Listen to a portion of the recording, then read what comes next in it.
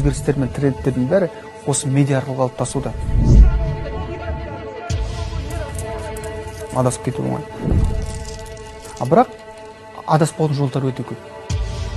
Бірінші кезекте біздің азаматтарымыздың медиа сауаттылығы, сонымен бірге сын тұрғысында ойлау. Осы екі фактор қатты әсер етеді. Сансыз ақпараттың ортасында қабылдау бар, және оны ары қарай сараптау. Оны жалпы сынға салу мәселесі бар.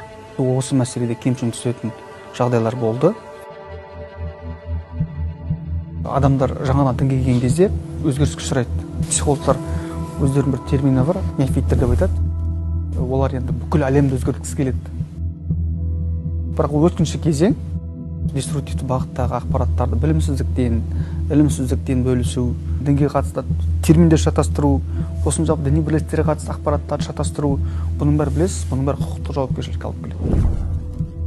Қазіргі таңда 21 мыңға жуық діни экстремист бағыттағы ақпараттар бұғатталып, оның ішінде жойылып, шектелді. Әлеуметтік желінің көмегіне болмаса басқа да псевдо ұстаздардың, псевдо дін көшбасшыларының соңынан ерудің қате екенін көрсетті. Дінге деген қызығушылық артты ма, сіз ресми ақпарат көздеріне жүгініңіз. Егер де ата-ана күдіктенсе, осы баласы қисық жолға түсті, болмаса адасып жүр деген бір өзінің күдігі болса, әрине біздің әр өңірде орталықтарымыз бар, сарапшылар бар, жарияланған фотопосттар, видеороликтар, уағыздардың бәрін зерттеп береді. Осы саланың маманы ретінде де, тұлға ретінде де ол бізге берілген миссия деп қарастырар едім.